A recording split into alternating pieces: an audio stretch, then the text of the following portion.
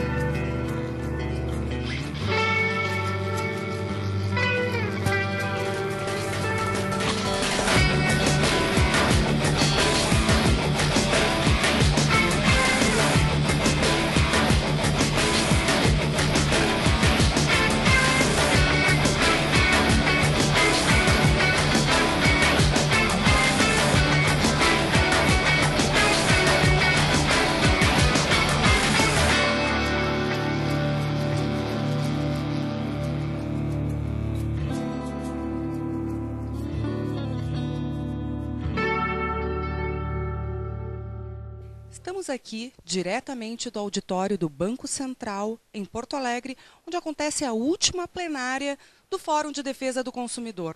O assunto hoje aqui tratado será os aspectos legal e ético na relação de consumo e a responsabilidade do agente público. Acompanhe as entrevistas.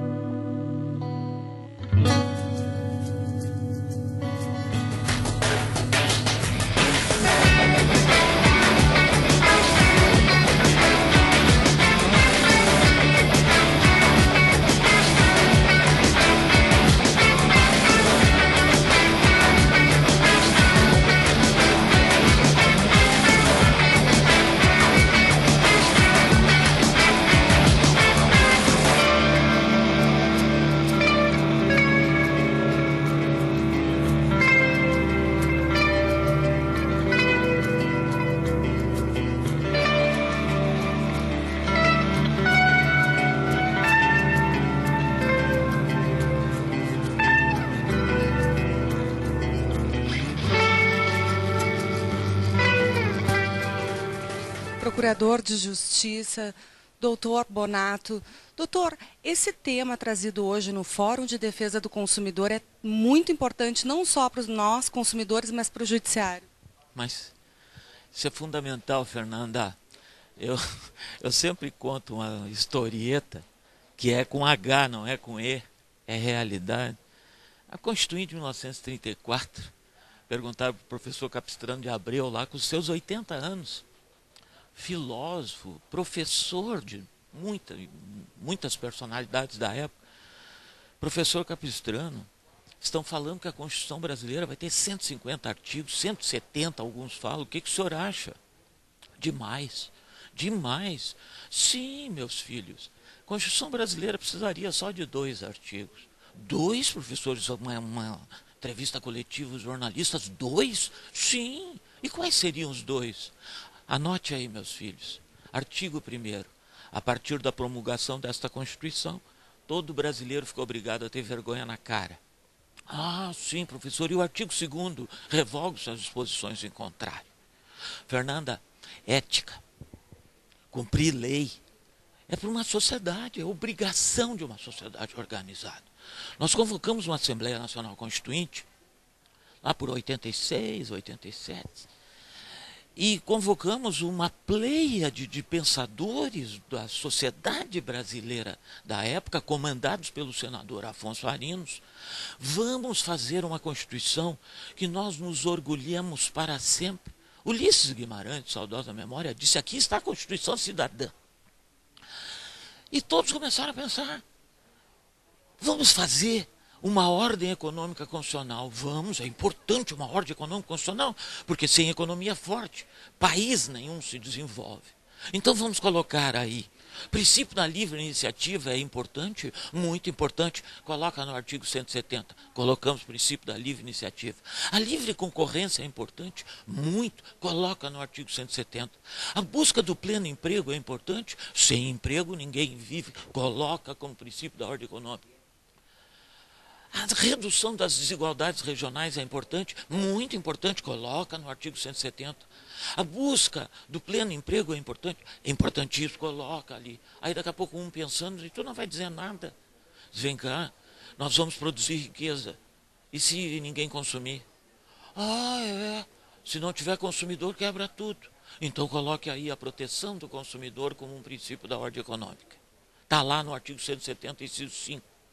E aí, o legislador constituinte, não, mas nós somos um país terceiro-mundista.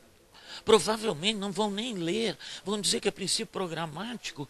E aí, o que nós vamos fazer? Vamos colocar entre os direitos e garantias fundamentais, que é importantíssimo. É fundamental promover a defesa do consumidor. E aí colocamos nas cláusulas pétreas, artigo 5º, inciso 32, o Estado, que somos nós todos como sociedade organizada, deveremos, na forma da lei, promover a defesa do consumidor. Pois, por incrível que pareça, a Constituição já tem 25 anos e nós ainda estamos aqui conversando se devemos ou não proteger. Eu não entendo mais nada, Fernando, e aí eu vou à loucura. Entende? Por isso, claro, nós temos que debater, nós temos que passar para os nossos filhos, nós temos que passar para os nossos netos. Já estão falando em mudar a Constituição. Pare de mexer em Constituição. A Constituição é ótima.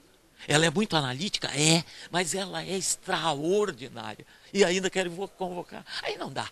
Qualquer dia desse eu me aposento, Fernando. Por isso que eu faço questão de estar aqui. E vocês da imprensa, vocês jovens, tu é jurista, tu sabe do que eu estou falando.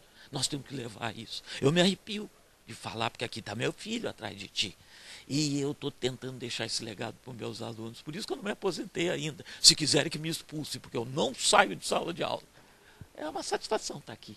Essa formação acadêmica faz toda a diferença no pensamento dessa nova sociedade. Sem dúvida, sem dúvida. Nós temos que parar de pensar que nós só temos direitos. Nós temos, acima de tudo, deveres. Deveres com as gerações que estão aí e as gerações que estão por vir. Então, cada um de nós tem que cumprir a sua etapa como aquele pássaro no incêndio da floresta. Tu acha que com as gotículas que tu estás apanhando lá no rio tu vai apagar? Não sei se vou apagar, mas estou cumprindo com a minha parte. Se cada um de nós cumprir com a sua parte, nós vamos fazer. Já somos a sétima economia do mundo, colocando lá algumas coisas na ordem econômica constitucional. Então vamos cumprir a Constituição, vamos cumprir as leis, vamos cumprir o que aí está.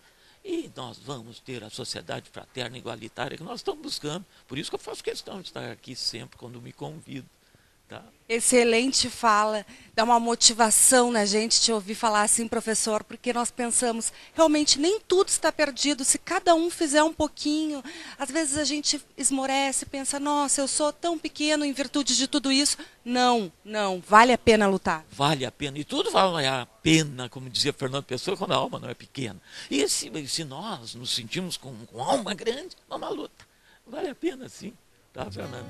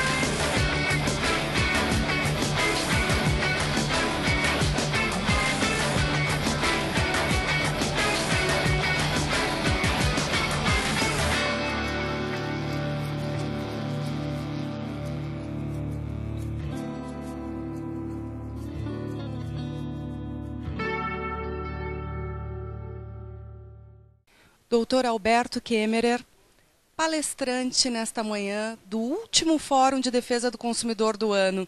Doutor, falaremos bastante sobre ética nessa manhã. Bom dia.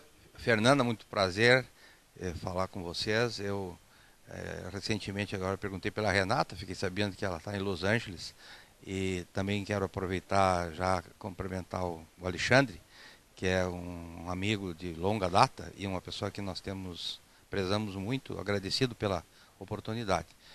Falaremos de ética e falaremos da situação que está hoje o tecido social, rasgado por deslizes éticos, rasgado pelos maus costumes, rasgado pela corrupção. E eu estou muito feliz de participar a convite do Santini, que é um batalhador incansável por essa causa, e dizer que ou nós conseguimos consertar os problemas referentes à educação no país, ou nós não temos saída. Porque estava agora mesmo conversando aqui com vocês para dizer que a sociedade brasileira, ela tem uma complacência com a corrupção, uma complacência que beira a solidariedade. Esse é o elemento a constatação mais triste que nós podemos fazer hoje. Parece que a desonestidade se tornou epidêmica no país. E nós não, tal qual o ebola, nós não temos força para combatê-la. E temos discutido muito as questões de órteses, de próteses, de medicamentos, de outros maus costumes, só que infelizmente para o caráter não existe prótese ainda. Dá para pôr uma no joelho, dá para pôr uma no quadril, dá para pôr uma no coração, mas no caráter não tem prótese. Então essas rachaduras, essas fissuras que tem no caráter da sociedade brasileira, nós precisamos dar um jeito de consertar, porque ao contrário de todos os modelos econômicos que foram concebidos na concepção de que o ser humano fosse racional, nós estamos vendo hoje que ele não só não é racional, como é imediatista. E no imediatismo, ele acha que pode tudo. E para satisfazer as suas necessidades imediatas, ele não tem medido as consequências. E durante o que nós vamos discutir aqui hoje, isso é uma constatação bastante simples. Nós estamos querendo atuar nas consequências, sem atuar na causa. Não vamos chegar a lugar nenhum hoje. Há um consenso hoje no país, em todos os níveis, a educação brasileira é um desastre. E sem consertar o modelo educacional, nós não vamos a lugar nenhum. Porque o ser humano, ele precisa ser educado. Em qualquer lugar do mundo existem essas anormalidades. Os países que chegaram a consertar os seus problemas o fizeram pela via da educação. Não fizeram por outra via, né? Então, é isso que nós esperamos desse último fórum. Já participei de alguns e nós estamos formando um grupo para auxiliar o Santini nessa tarefa,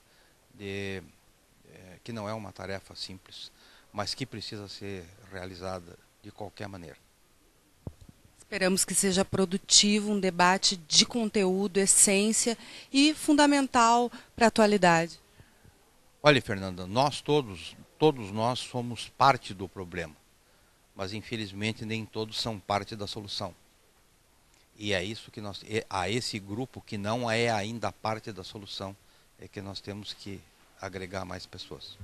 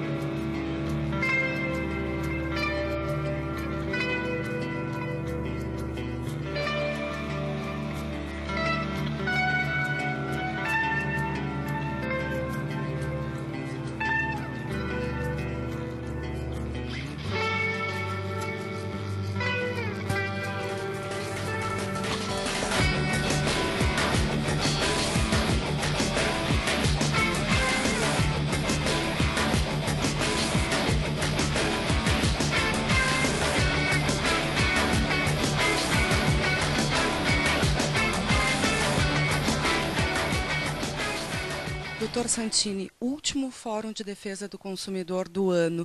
Conversando agora há pouco com o doutor, nós conseguimos identificar a profundidade do tema aqui debatido hoje nessa manhã.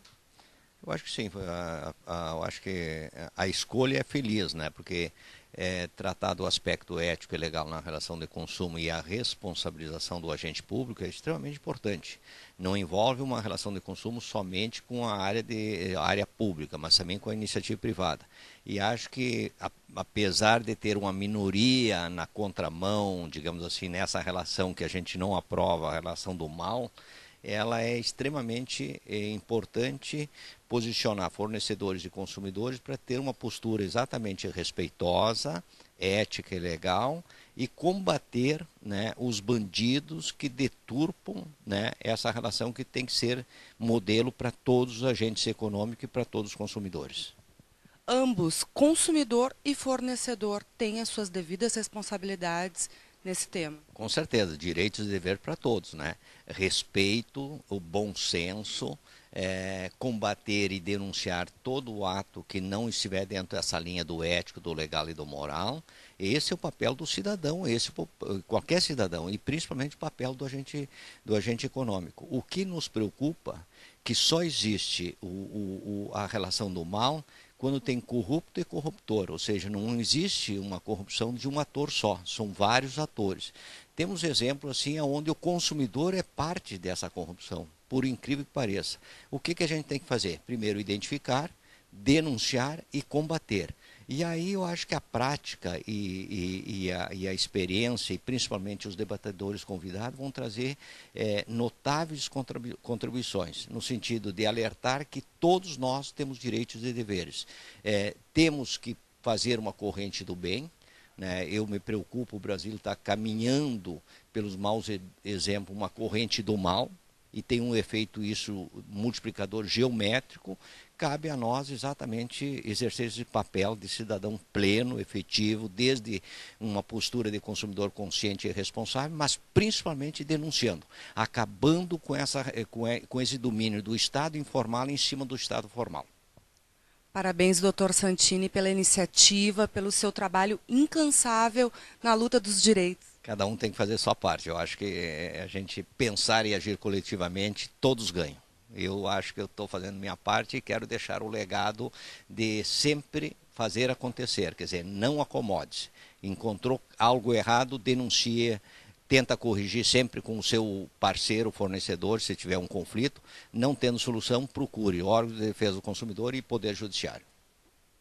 Tá aí, cabe a nós também lutar por esses direitos junto com os órgãos, com o judiciário e aproveitar essa fala de hoje para refletir um pouco sobre a nossa responsabilidade consumidor, aonde estamos errando, até que ponto estamos sendo complacentes. É isso mesmo, eu acho que se cada um fizer a sua parte, se cada um mudar, a sociedade muda. E se mudar para o bem, a sociedade muda para o bem também.